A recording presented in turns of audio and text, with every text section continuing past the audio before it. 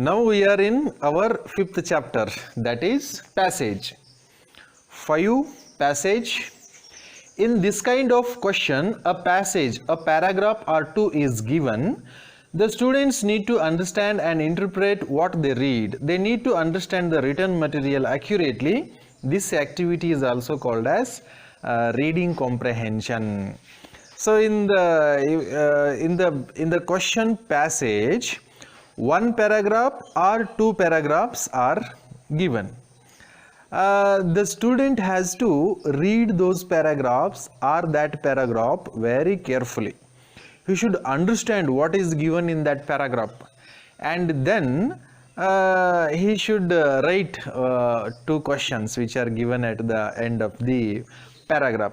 And it is also called as reading comprehension. How much the student understands the given material. In that way also it is called as reading comprehension also. It tests the grasping power of the student. There are certain points to keep in mind while solving the question of passage, and let's have a look at those points. Points to keep in mind: read the given passage 2 to 3 times. We have to read that passage 2 to 3 times very clearly. Comprehend the given information, story, incident, anecdote, illustration, etc. clearly. Certain information is there in the passage, and that information might be a story, a real life story, or whatever may be. There are so many types of stories. One story that might have real life incident or an imagined incident. Then it's an anecdote. Anecdote means a strange incident, that an amusing incident. It may be that. Illustration, that may be an example, etc. clearly. So whatever is given in that story or information or illustration or anecdote or something else, we need to read and understand very, very, very clearly. Clarity should be there. Without clarity, we will not be able to attempt the questions. We fail. Do the following as you read the passage. Certain process takes place when we are reading a passage. Usually that takes place if we are reading that carefully. What's that process? Let's see here. Questioning. As we begin reading, in our mind, unconsciously we start questioning. Rama goes to forest. Why he goes to forest? What may be the reason for going the forest? Like this type of questioning start very quickly. This process happens within 2-3 minutes. Before, as you read the passage in 2-3 minutes, these all processes take place there. Then predicting, we predict as we begin reading. Rama is going to forest. He might be going to forest to bring wood, or he might be going to forest to meet his friends, or he might be going to forest to catch snake. Predicting. Connecting. Whatever knowledge is already there in our mind, with that knowledge we connect what we read in that passage. Rama, we connect that person. He might be a person. Forest means we have seen so many forests. We have the concept of forest. Then we connect our one of the known forests. Then visualizing. Visualizing, as we read, we get a picture in our mind. Rama is going to forest means a person going to a forest. That picture comes in our mind. Visualizing we do. Then determining importance. What is the most important thing in the passage? That also we will find out. Then synthesizing, analyzing, synthesizing. After reading that story, we analyze the separate incidents and we synthesize them. We put together analyzed short bits and pieces of that story, and we put together, we make a summary of that in our mind. And last one is evaluating. What is good in that story, what is bad in that story, what is acceptable, what is unacceptable. These all things happen within 2-3 minutes if we are reading that story keenly, not parrot reading. If you do parrot reading, all these things won't happen there, won't take place there. See here, this we may apply to the Bloom's taxonomy, to the topic Bloom's taxonomy in psychology. See here, Bloom gives us three classifications of how knowledge takes place, how learning takes place: cognitive domain, affective domain, and psychomotor domain. And this belongs to cognitive domain. In cognitive domain, 6 processes take place: knowledge, understanding, application, analysis, synthesis, and evaluation. If we are reading a piece of information, means these all 6 take place. To learn it completely, these all processes take place. So this is the meaning of the passage, and these are the points to keep in mind about the passage. Now let's take an example and study the passage.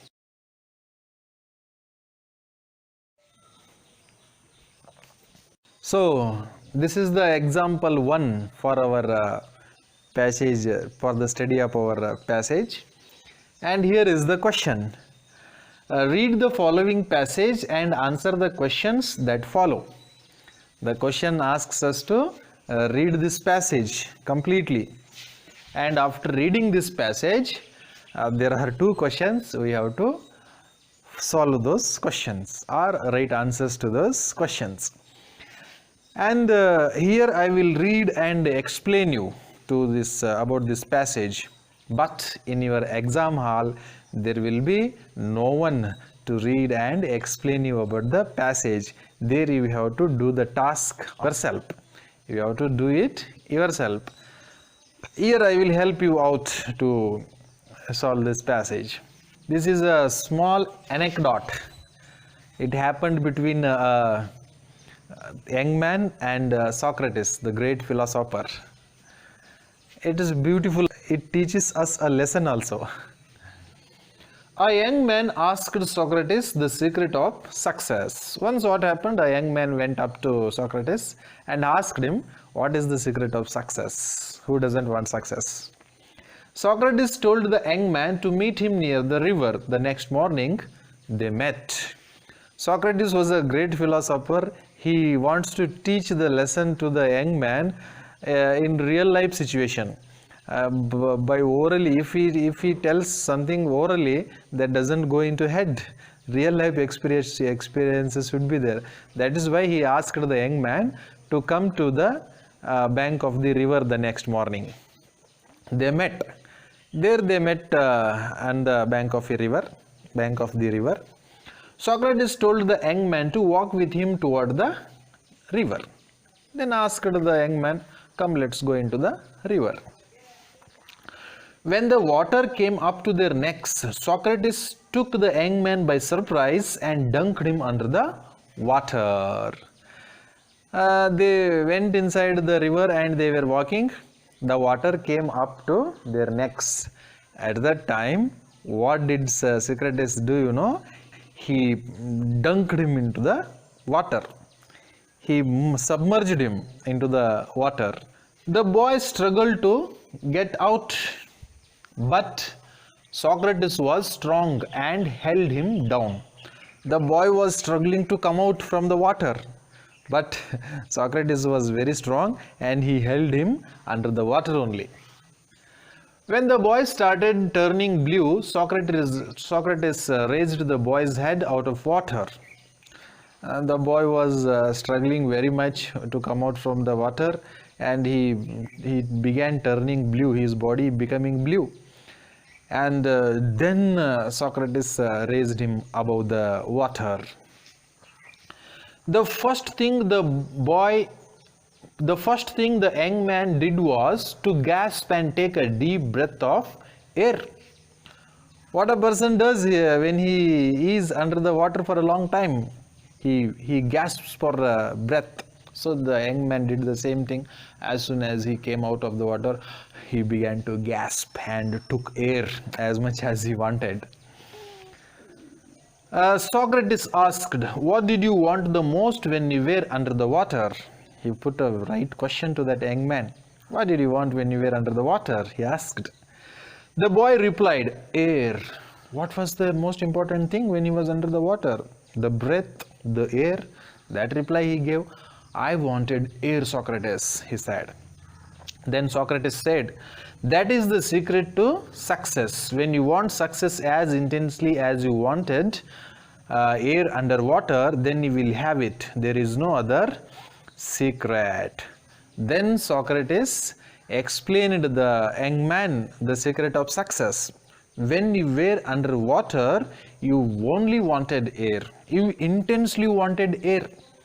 The case is same with success also.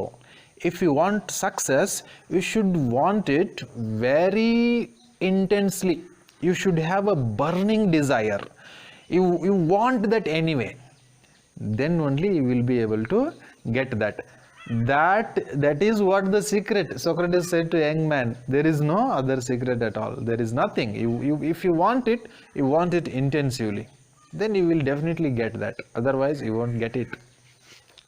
A burning desire is the starting point of all accomplishments. The desire should burn us from inside. The aim, the ambition, we should think about that day and night. Then only we will be able to get that. And here we may correlate one of the quotes of Dr. APJ Abdul Kalam. The dream is not that you see in your sleep, but the dream is that which doesn't let you sleep. If you have a dream, then that should not let you sleep. When we are sleeping, we see those are not the dreams at all. The dream should not let us sleep. Yes, I want that. If you want to score more marks in your SSLC examination, and you should have burning desire. Just not that want of success should not only in your mind. That should be all over your body. You should think day and night about that. Then only you will be able to get the success. Just like a small fire cannot give much heat, a weak desire cannot produce great results. With a small fire, what can we do? The fire should be big in order to have impact. Can you boil a bowl of rice with a candle? No. Sufficient heat should be there in order to prepare rice. So in order to get success, big investment should be there in the form of our energies. Our energy should be big. Day and night we should think about that. So this is what the passage that our example 1. And let's have 2 questions related to this passage, and let's analyze this passage further.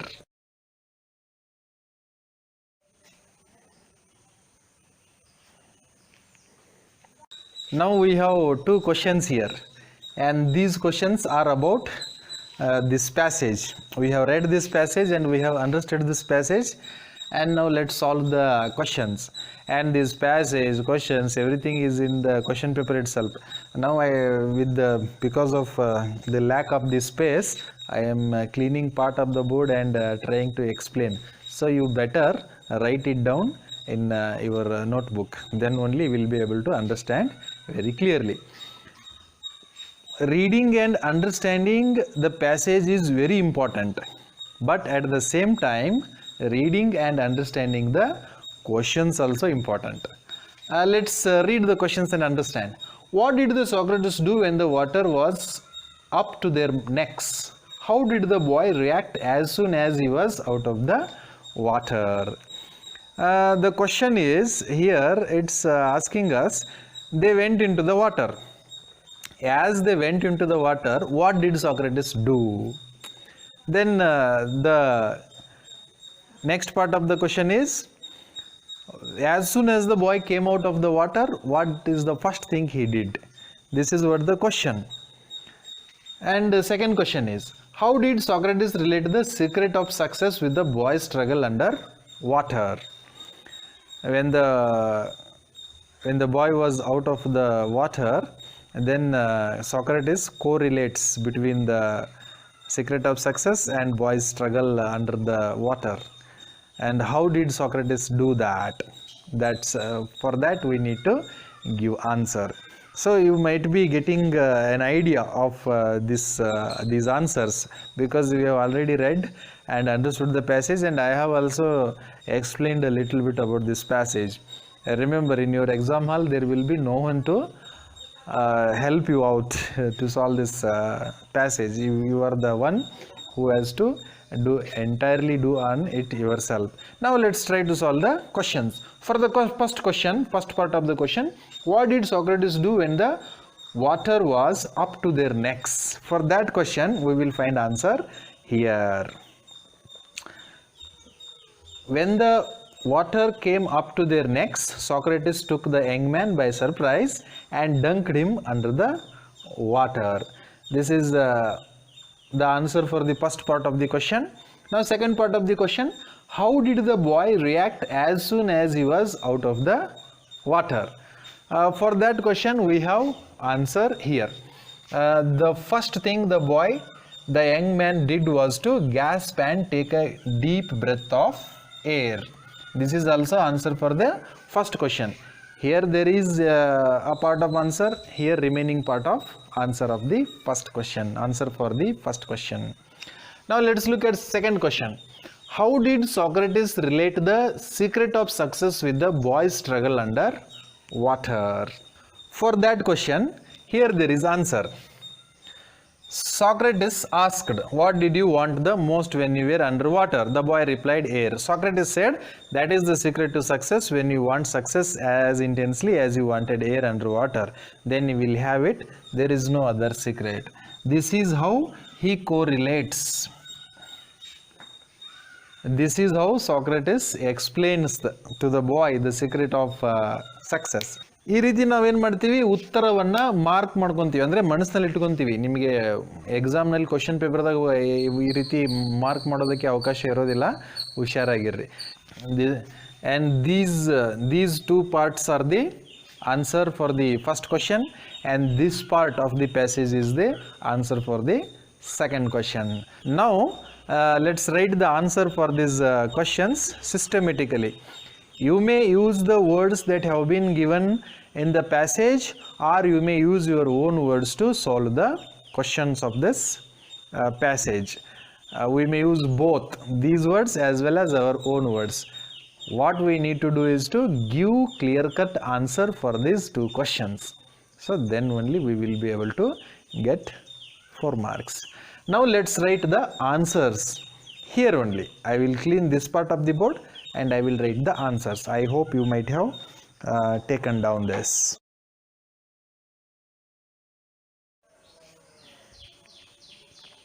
Students, now the answers are ready.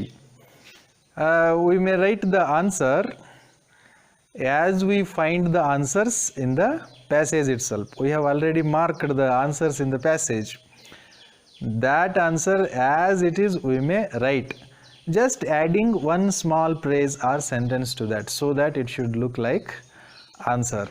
Or we may write entirely in our own words, so that the answer should give the exact sense of what these questions are expecting. That is very important. Here are the answer. Take them down. Answers 1. When the water came up to their necks, Socrates took the young man by surprise and dunked him under the water. As soon as the boy was out of the water, the first thing he did was to gasp and take a deep breath of air. Second one, Socrates related the secret of success with the boy's struggle under water. He asked him what he had wanted when he had been underwater. The boy replied that he wanted air. Socrates said that was the secret to success. When the boy wanted success as intensely as he had wanted air under water, then he would have it. There was no other secret. This is the first example of the fifth lesson, that is passage. Now let's study the second example. That question is taken from your SSLC exam that was recently held in 2020 June. Second language, English.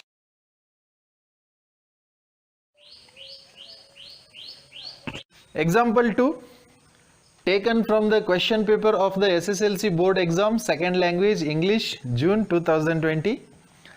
Read the following passage and answer the questions that follow. As I already told you, this question is taken from your English second language, June 2020 board exam question paper, and your question will be like this type. We should read this question and we should understand this passage, and afterwards we should answer 2 questions that have been given at the end of this passage. Now let's read and understand the passage. In every country, people imagine that they are the best and cleverest and others are not as good, so good as they are. Usually in almost all the countries, the people of that country are proud of their country, and they always compare their country to other nations, and they think that they are the best, and they think that other people are not so good as themselves. The Englishman thinks that he and his country are the best. The Frenchman is very proud of France and everything about French. The Germans and Italians think no less of their countries.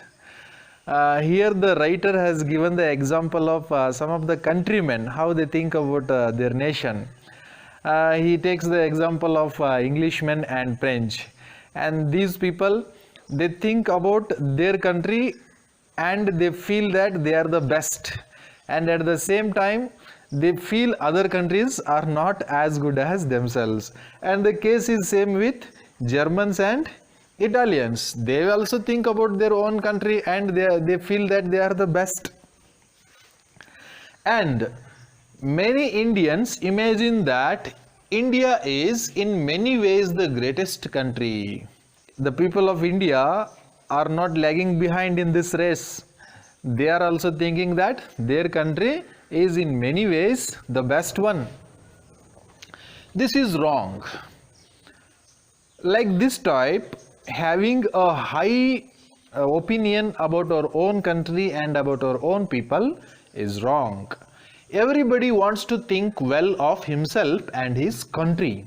It is very common that everyone in this world think something good about their country and feel something good about their country, and at the same time they feel bad about other countries in comparison with their countries. They are very proud of their countries. But really there is no person who has not got some good and bad qualities. The writer says that if we observe keenly, nobody is good, nobody is bad. In the same way, there is no country which is not partly good and partly bad. The case is same with country also. No country is good, no country is bad, partly good or partly bad. We must take the good wherever we find it and try to remove the bad wherever it may be. What is the meaning of discussion of we are good, they are bad, our country is good, their country is bad? It is wrong. What we should do instead, whatever good is there in other countries, whatever good is there in other people, we should take that and we should remove, we should discard the bad things and bad qualities of other countries and other people. We of course most concerned with our country.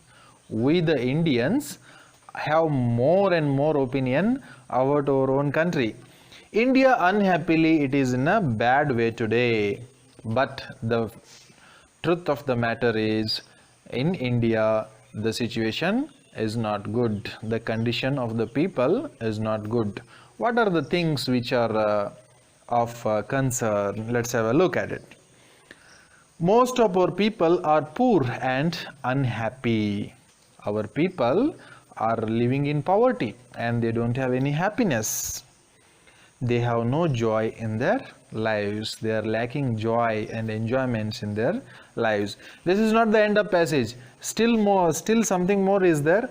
I will rub this part and I will write here, and let's read the passage fully. They have no joy in their lives. Our people are unhappy today. We have to find out how we can make them happier and how to solve this problem. Indian people are unhappy. How to solve this problem? How to make our people happier? We have to see what is good in our ways and customs and try to keep it. India has a rich tradition of custom, ways and paths, beliefs, etc. that really teaches how we can make our life better.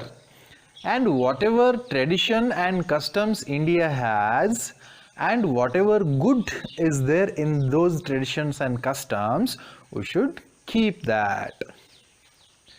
And whatever is bad, we have to throw away. There are certain things which are bad also, and we should remove them. We should throw them away. That's also very important. If we find anything good in other countries, we should certainly take it. And at the same time, we may find something good in other countries and in the lifestyle of other people, other countries' people. We should get that, and we should inculcate those values and that good behavior and the good lifestyle in our personality. That is how we can make our people happier. And this is the passage. This is complete passage. I removed questions and everything. So just write it down. And now let's mark the answers of the questions of this passage here only. Later we may write the questions and answers in detail. Now let's have a look at questions. The first question is, what should we do to make our people happier? We have to find answer for this question. Sometimes the answer may be in the beginning of the passage, in the middle of the passage, or in the end of the passage. Wherever may be the answer. We have to, once we have read and understood the passage, then we should find the answer for that question very carefully. What should we do to make our people happier is the question. The answer for this question is, we have to find out how we can make them happier. We have to see what is good in our ways and customs and try to keep it, and whatever is bad, we have to throw it away. If we find anything good in other countries, we should certainly take it. See here, the answer for the first question is in the end of the passage. Now let's try to find out the answer for second question. What do people think about themselves and others in every country? For this question, here we can find the answer in this part of the passage. In every country, people imagine that they are the best and cleverest and others are not as good as they are. This is the answer for the second question. Now we have found out the answers in the passage. The next thing is writing the answers neatly. So let's write the questions and at the same time answers for this passage.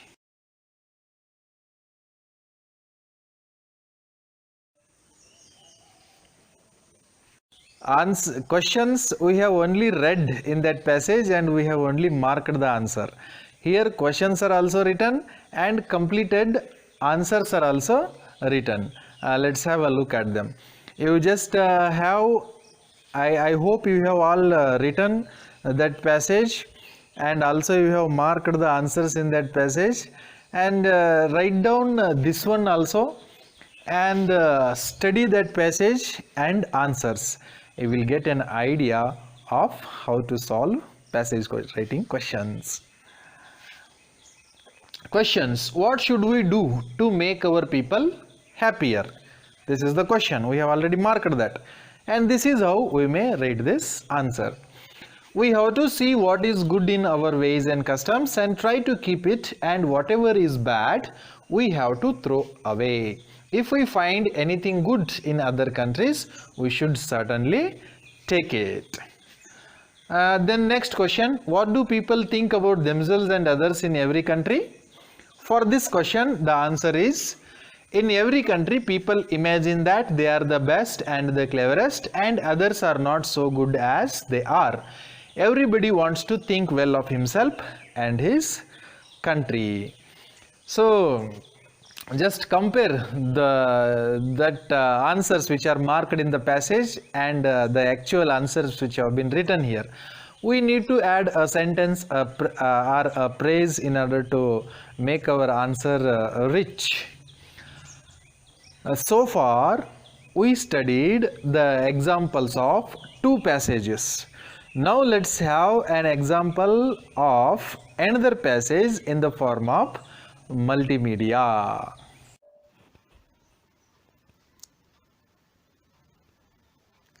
Passage. It is also called as reading comprehension. A passage, a paragraph or two is given. The students need to understand and interpret what they read. They need to accurately understand the written material.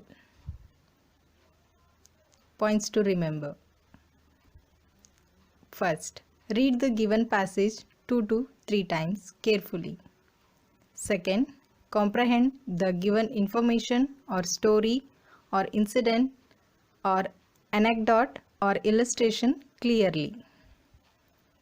Third, do the following as you read the passage: questioning, predicting, connecting, visualizing, determining the importance, analyzing, synthesizing, evaluating, etc. Question. Read the following passage and answer the questions that follow. It is an admitted fact that union or cooperation is strength. Disunity is weakness. A united family, a united community, a united society, a united nation is strong.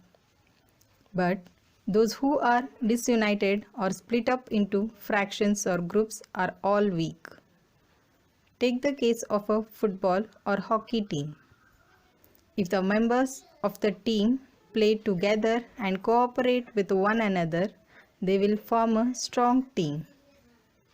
But if each member plays his own game, they will surely be defeated. However strong the individual players may be, the same is true of an army. To win a battle, an army must work as one man. Napoleon's motto was divide and conquer. He tried to split up the armies fighting against him. Then he would overcome them one by one. Divided, they were weak. United, we stand. Divided, we fall. Passage questions. 1. How do unity and disunity affect football or hockey team? 2. What was the secret of Napoleon's motto, divide and conquer? Answers. 1. If the members of the team play together and cooperate with one another, they will form a strong team. But if each member plays his own game, they will surely be defeated, however strong the individual players may be. 2. Napoleon's motto was divide and conquer. He tried to split up the armies fighting against him. Then he would overcome them one by one. Divided, they were weak. Thank you. My dear students, so far we studied the question of passage rating. That was our fifth lesson. Now let's go to our sixth lesson, that is essay writing in the passing package.